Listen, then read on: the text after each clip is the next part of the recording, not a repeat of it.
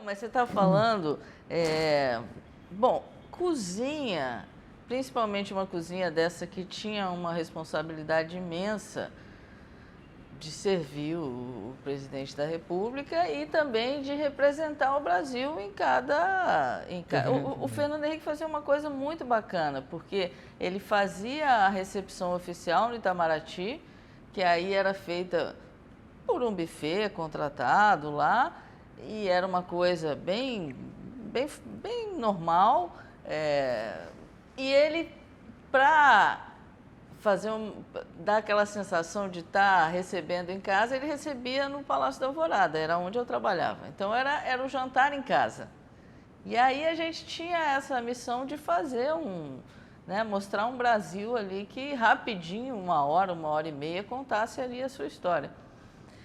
E a cozinha tem essa coisa da hierarquia, da disciplina. Então, eu tive uma experiência muito boa com os militares. Muito boa porque você falou do cara que fazia um buchote, que enfim, conhecia as bebidas. Era a mesma coisa, assim. Os caras não tinham não tiveram a chance de colocar aquilo em prática depois de aprender. E aí o que eu fiz? Eu ensinei e eles respondiam muito bem. Então eu tinha uma equipe muito disciplinada. Tinha uma disciplina, Uma né? equipe disciplinada, uma equipe que respeitava muito a hierarquia. Claro, tive as minhas dificuldades porque era civil, era mulher, era muito jovem. Eu me lembro a primeira reunião que eu fui fazer... Você era a minoria da minoria da minoria. Da minoria da minoria. A primeira reunião que eu fui fazer, porque eu ia lá, fazia os jantares, os almoços, mas não ficava lá me metendo nas coisas. Então, quando fiz os jantares, dei uma passada de olho na despensa e tinha lata de tudo. Eu tenho horror à lata, eu gosto de tudo natural, né? Bom, acertamos que eu ia para lá e tal. A primeira reunião eu cheguei lá e no dia a dia eu encontrava eles vestidos de cozinheiro. Primeira reunião eu encontrei todo mundo fardado. E aí tinha um sargento lá que eu me dava com ele, eu falei assim, mas o que aconteceu? Por que está todo mundo fardado? Não, porque hoje é um dia que eles vão receber a liderança, né? A chefia deles, que é você.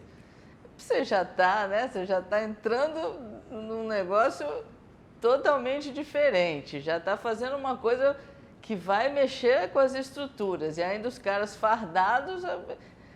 O joelho treme. E eu ainda fui para lá para dizer para eles, eu peguei uma lata de lixo, enfim, lata de lixo limpinha, que depois a gente ia doar aquilo, mas eu quis mostrar para eles o que aconteceu. Eu falei para eles, olha, tá vendo isso aqui?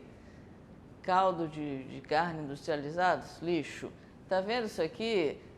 Maisena para engrossar molho? Lixo. Tá vendo esse monte de enlatado aqui? Lixo. A gente não vai mais usar isso. A gente vai fazer tudo com ingredientes naturais. Eu vou ensinar para vocês como é que faz isso. Bom, passaram anos e anos e anos. Um cozinheiro meu, que era taifeiro, virou para mim.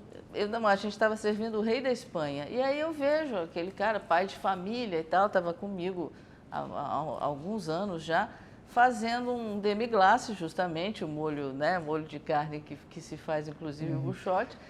Que os americanos têm a Campbell, que é boa, pronto. Pois é. Mas nós não temos desengordurado, tem que fazer. Tem que fazer. E aí ele levantava o molho e via aquele molho com aquela textura linda. Eu, quando fiz meu primeiro demi-glace, deu certo, eu chorei tanto em cima do demi-glace que eu não sei se ele chegou na textura certa com as minhas lágrimas ou porque eu fiz alguma coisa certa. Certo. E o cara chorava e eu... Falei, Daniel, o que está acontecendo? Você está com algum problema? Porque Dona Ruth também brincava que eu tinha uma parcela do sucesso do que eu fazia ali, tinha uma parcela de psicologia muito importante, porque ela entrava na cozinha, ela entrava e ela saía de ré, porque eu estava às vezes sentada com um cozinheiro na minha frente, ou dando uma bronca, ou ouvindo alguma coisa que deu errado na vida dele, tentando melhorar aquilo. Enfim, essa parte humana é importante. Claro. E eu fazia isso com eles e tive uma relação maravilhosa com eles. Mas aí o Daniel chorava em cima daquele molho. Eu falei, você está com algum problema? Você quer conversar? Ele falou, não, chefe, é que eu estou lembrando do primeiro dia, quando a senhora chegou aqui, E a senhora virou e jogou aquele molho de carne fora e falou assim para todos nós, a gente não vai mais usar isso. Eu fui para casa e falei para minha mulher, eu estou perdido. A pessoa que está lá, que vai cuidar da cozinha do Palácio da Alvorada, disse que eu não posso mais usar caldo de carne pronto. Como é que eu vou botar molho nas coisas? Ele não tinha a menor ideia que a gente podia fazer aquele caldo, comprar os ossos, usar a gelatina natural, né, da cartilagem. E aí, quando ele aprendeu aquilo, que ele fez aquele molho lindo, e era um molho que ia servir o rei da Espanha antes de todas as questões que o rei da Espanha viveu, né? Mas um rei, a gente vai servir o rei. O rei da Espanha, pela lógica, não passou a vida comendo mal, né? Pois é, exatamente. Então ele estava muito emocionado. Bom, eu chorei com ele. Foi uma experiência muito, muito bacana. Muito difícil para você mudar a ideia de que, de repente, você... a gente fez toda uma organização, diminuímos os gastos, organizamos a cozinha para funcionar como uma cozinha profissional, fizemos uma horta linda. Primeiro dia que eu cheguei no palácio, eu quis ir no quintal saber onde era a horta. Que não tinha. Não tinha horta, num quintal daquele tamanho.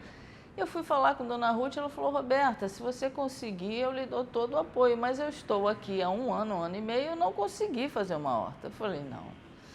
E aí... Aliás, é um pouco de Brasília isso, né?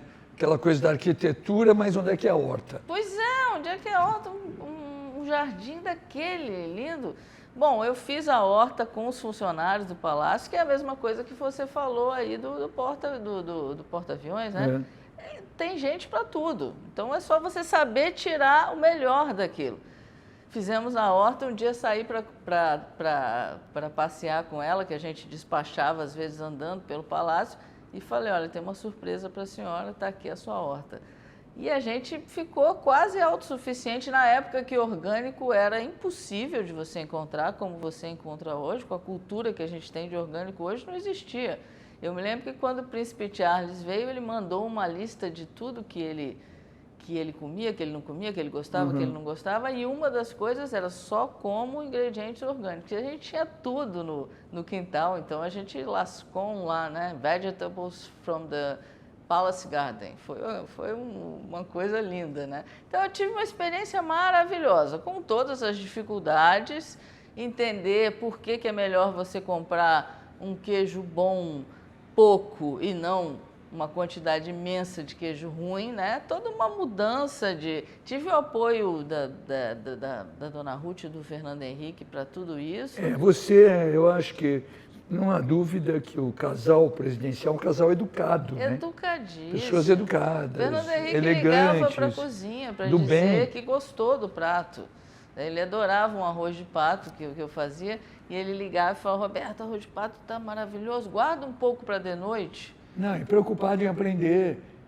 Eu lembro que ele passou a entender de vinhos, um assunto que ele foi estudando.